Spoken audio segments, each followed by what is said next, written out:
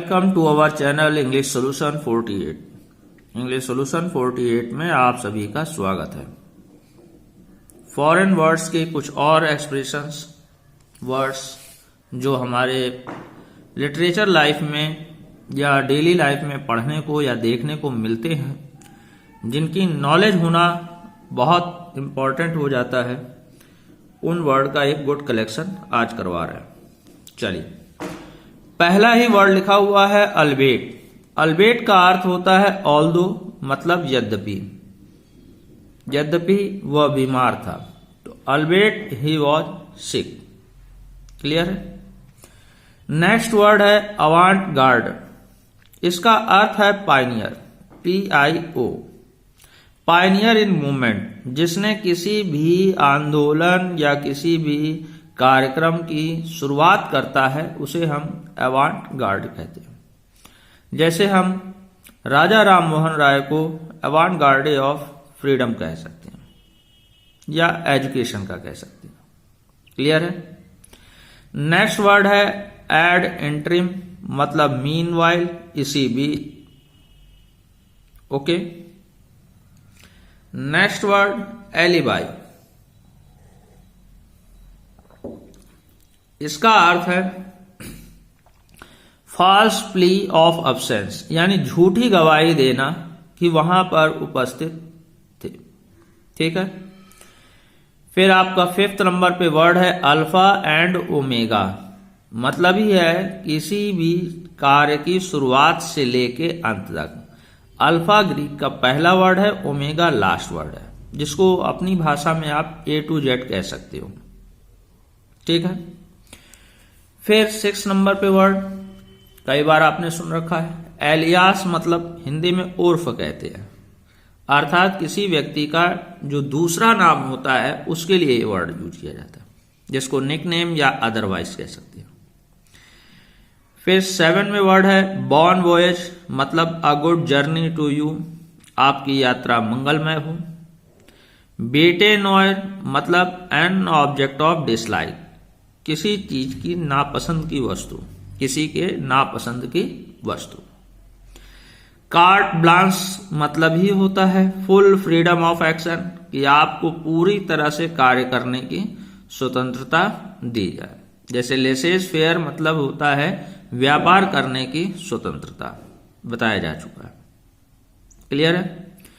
फिर ये वर्ड आप देखेंगे कि कभी हमारे डेट के पहले सी लिखा होता है, केवल ऐसे, तो वो सी का जो फुल फॉर्म होता है वो सिर का होता है, और इसका अर्थ होता है अबाउट, यानी लगभग। जैसे सुकरात का या और इनसे पहले के लोगों के जन्म के बारे में कंफर्मेशन नहीं होता है, तो हम ये मान लेते हैं कि उनका जो है बिफोर क्राइस्ट। ठीक है। और सी फॉर लगभग, तो यानी कि उनका बिफोर क्राइस्ट 150 या जो भी नंबर आए तो उससे पहले हुआ होगा। तो ये सी आप लिटरेचर में या कभी आए तो be aware of it. Clear है। बहुत बढ़िया। फिर लिखा है कू डे ग्रेस, मतलब फाइनल ब्लो, अंतिम प्रहार, जिसके बाद उसका पतन शुरू हो जाता है। जैसे वाटरलू आपका नेपोलियन का था। फिर आप 12 वर्ड पे जाएं तो ये आपको अक्सर मिलता है जब हम परचेज करते हैं या परचेजिंग की वस्तु लिखा होता है, तो लिखा होता है कैवेट इम्पुटर। तो कैवेट इम्पुटर मतलब है लेट द बायर बीवेयर, क्रेता सावधान, यानी क्रेता की रिस्पॉन्सिबिलिटी होती है कि वह जो भी प्रोडक्ट ले तो उस चीज को समझ कर ले, ताकि उसे कोई गलती ना हो।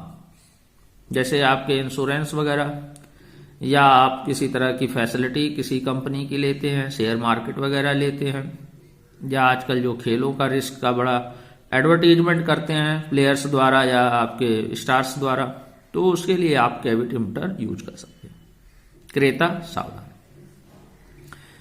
फिर नेक्स्ट वर्ड लिखा है कैनार्ड। कैनार्ड मतलब ही होता है रूमर, अफवाह या होक्स, मतलब भी अफवाह।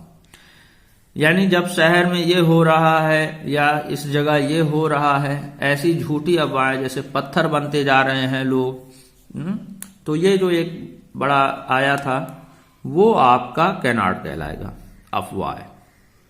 क्लियर है। और होक्स कॉल होती है मतलब झूठी कॉल है। जैसे टेलीफोन आता है कि आपका एयरपोर्ट पे बम है या रेलवे में बम है, तो वो अगर रियल है तो ओके, और नहीं रियल है तो उसको हॉक्स कॉल कहते हैं। ठीक है जी।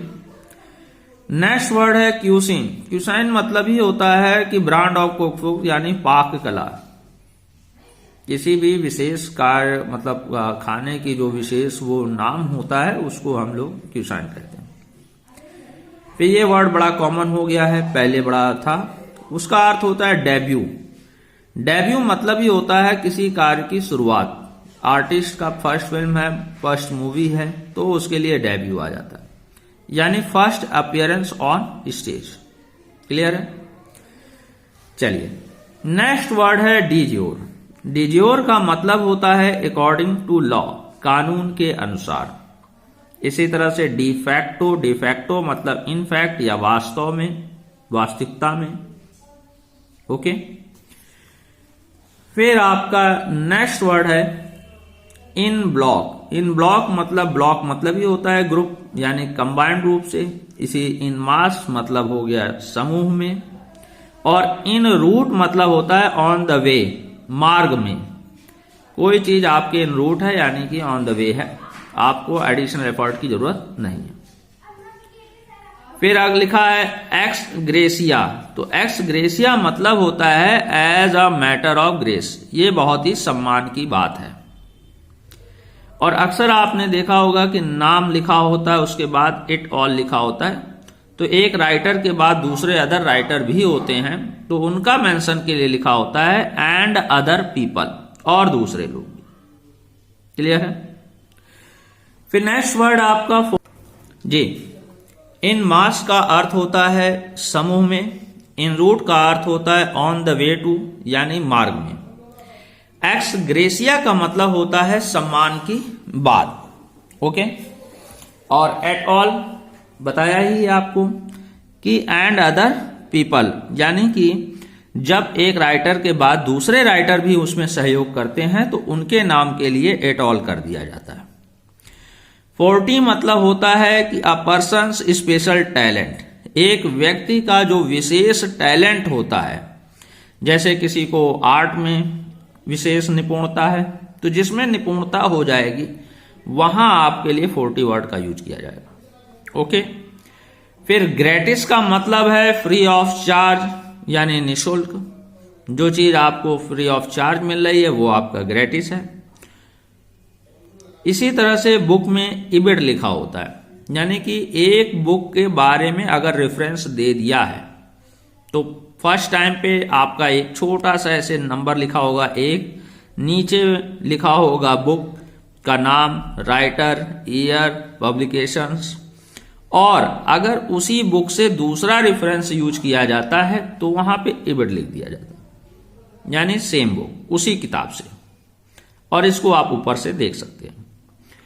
फिर ये आपका अक्सर ये लिखा होता है I.D, E.E, तो इसका मतलब ये होता है दैट इज, यानी कि दैट इज टू से, जो कहना था। या शुद्ध भाषा में आपके अर्थ में निकाला जाए तो जब अर्थार्थ बोलते हैं तो आपने वहां पे I.E. यूज करते हैं। ओके, क्लियर है? चलिए, आज के लिए इतना ही। Thank you very much.